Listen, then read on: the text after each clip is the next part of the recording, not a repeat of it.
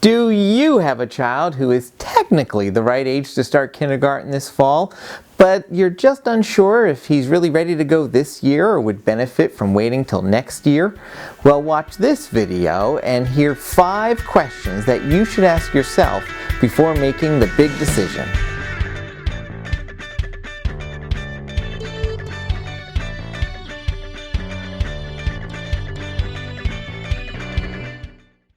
Hi everyone, I'm BJ Muir here with Little Rooted Minds, and today we're looking at the 5 questions you should ask yourself when you're deciding if you're going to send your child to kindergarten this fall or next fall. You know, deciding on when to send your child to kindergarten isn't as easy as just simply looking at the cutoff dates on your registration forms for your school district.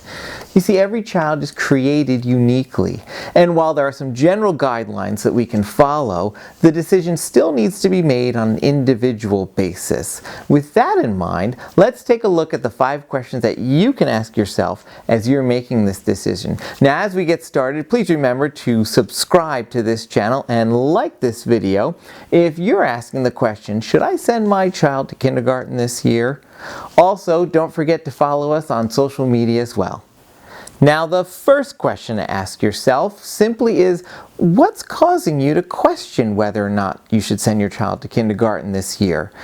Really get down to the absolute basics of what is it that's giving you that hesitation or that questioning in your heart. You need to identify what that is, because that'll direct the rest of your conversations, the rest of your research, the rest of your decisions. So don't move on to the other questions until you've taken time to really identify what it is that's causing you that hesitation right now. Doing so will help you answer the rest of these questions and see how they line up together. Our second question is more straightforward. When's your child's birthday? Most states in the United States have a kindergarten cutoff date somewhere between September 1st and October 1st. There are some that are earlier, and very few that are later than this date, according to the Education Commission of the states. So what's that got to do with your child's birthday? Well, simply put, the closer to October 1st your child's birthday is, the younger your child will be age-wise and even developmentally in their class. Now, that may be a good thing or it may be a bad thing. It really depends on your child. Take a look at your child now playing with peers. Does he like to play with younger children or older children? What types of toys does your child play with? Does your child mind being the last one to learn something when others seem to have figured it out? You also might want to think about your child in middle school or high school being the youngest or the oldest, and how that might impact them and affect them at those ages. Thinking about this decision in those terms should greatly help you as you make this decision. Our third question to consider is, are there any significant developmental delays that occurred in the past, or was there significant birth history concern? You see, your child has been letting you know a lot about herself right from the start. If there was a traumatic birth or a premature birth or complications during pregnancy, that can have an impact on learning right into the future. When you think about your child as a baby and toddler, was she generally on target for meeting major developmental milestones, like making eye contact, smiling, crawling, standing, walking, talking, or were there delays? Did your child need any early intervention services? If any of this rings true, it may simply mean that your child just tends to hit her milestones a little bit later than others, which may also mean that she also learns some of her academic skills a little bit later than others. Now, later on as she goes through grade school, there may or may not be some other learning issues that delaying kindergarten for a year could not possibly address, and we can't know that in advance right now. However, holding off for a year does eliminate a lot of questions in the future should concerns arise. Our fourth question is, how's your child's development? You know, kids learn their ABCs, their 1, 2, 3s, and lots of other school skills in preschool often. But really, to effectively use this knowledge and to advance this knowledge, your child needs the appropriate physical development, social emotional development, and executive functioning skills to support them. In reality, the school skills are really some of the easiest skills to learn in this whole set.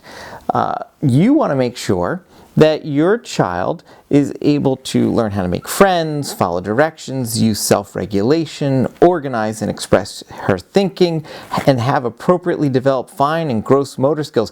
These are life skills that are necessary for success, and you want to weigh these more heavily than you weigh those simple counting and alphabet type skills instead. Now, if you want to know more about what skills and things your child should know to be ready for kindergarten, you want to check the description for 2 links to our 2-part video, Is Your Child Ready for Kindergarten? Finally, our 5th question. How does my spouse or my child's other parent feel about this decision as well? You see, this decision will impact the next 13 years of your child's schooling, at least. And you want to make sure as you're making that decision that both parents are on the same page. Any concerns that are left unaddressed will continue to fester inside of you for years to come if left unaddressed. So take time, keep the dialogue open to come to some conclusions where you have a united decision together, because that's what's best for your child. One final note. Some families enter into this decision thinking that they'll just go ahead and send their child to school this year, and if it doesn't work out, they can always repeat kindergarten next year. This advice should not be followed. Your school district may or may not have a retention policy that allows you or doesn't allow you to do this. Additionally, we know that there are both positive and negative impacts on children who are retained, and while the general opinion is that younger is often better, we still know there are negative impacts even at the youngest ages. Children's opinions about themselves as learners form fast and early, and there is no need to risk developing a negative opinion about your child's learning this early when there are other options available. Well, every child and situation is unique. Hopefully now you have some clarity on the questions you should ask yourself as you make this decision. Speaking of questions, what other questions do you have about this decision? Go ahead and put your questions in the comments down below. And now, here's the bonus. Have you ever wondered about those developmental milestones we always talk about, specifically after your kid's done being a baby and a toddler?